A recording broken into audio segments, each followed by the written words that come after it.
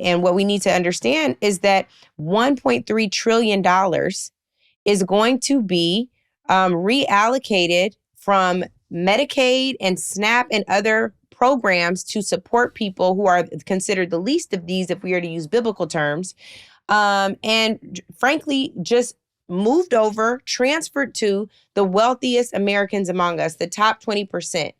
And I think that when you consider that, who just bought Venice. No, it's actually people with less money than that. But when you look at the gap between the folks who are in six figures, and in the bottom half of that 20%, and the folks who are in the lower rung of the economy making under $30,000 a year, the bottom 20%, it is astounding. Yeah. And the gap between the rich and poor is only going to be exacerbated by what they're doing in this bill. And I think the worst thing is, we keep giving people these high hopes that we're going to be able to change their minds, that we're going to be able to appeal to the inner moral compass of Senator so-and-so. Earlier this week, it was Lisa Murkowski, who we knew was not going to pivot. And so we keep telling people, if you apply pressure, they will do the right thing. Will they?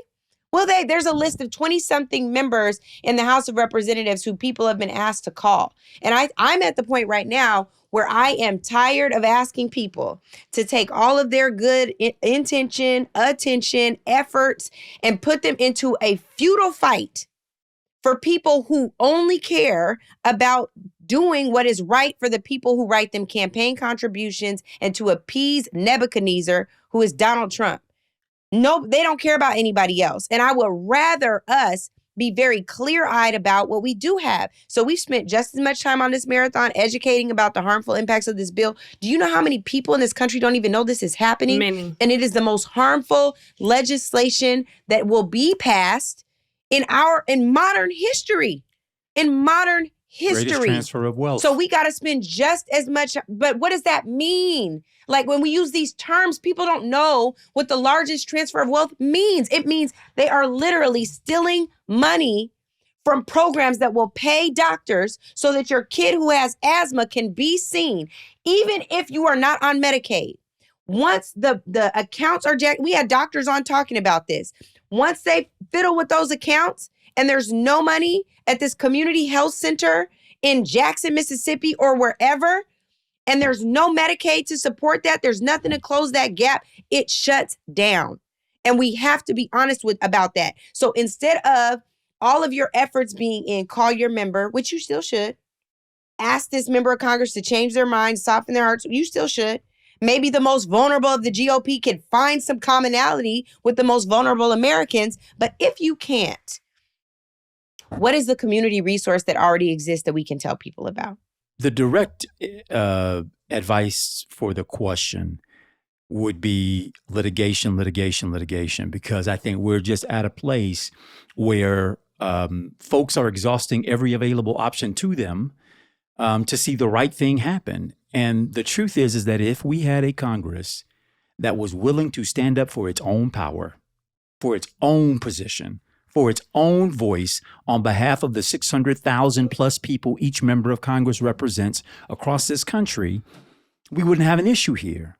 Unfortunately, we have feckless members of the Republican Party who, I don't care what the outlet is, I have watched the media be completely derelict of late as it has described this budget, giving people the false hopes that Senator such and such is going to come in to save the day because the president has hardliners on the right who are not going to be for adding this much debt to the debt limit of the country. Not true.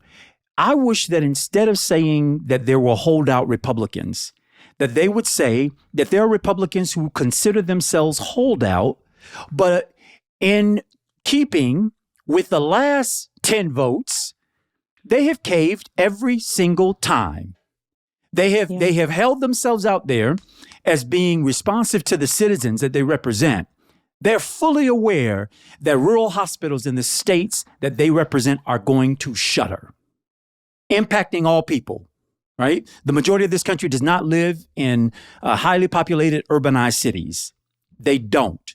The majority of folks are spread out all over this vast land, many of them not with the access to the kinds of tools, resources, and human resources in the form of doctors, nurses, specialists that they need access to.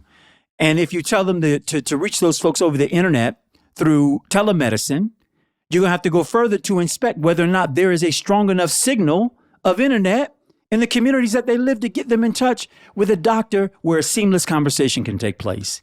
The fallout from this bill is going to be tremendous, Angela, and I appreciate you putting, again, real light on this. I do think that pressure does burst pipes. I think we have to apply pressure, and pressure comes in many forms. But more than anything, what these members of Congress are the math that they are doing is they're calculating Donald Trump and his how do you say, get back evil spirit to the 600,000 to 800,000 of you who live in their district.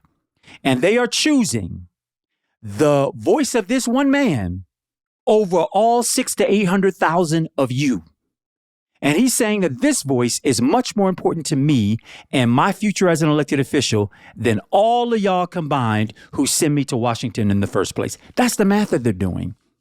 And we all ought to be offended and ashamed that we have members of Congress there representing us who have no interest in taking our voices to the floor of the Congress, to the well of the Congress, or by God, representing that voice through their vote. Native Land Pod is a production of iHeart Radio in partnership with Reason Choice Media.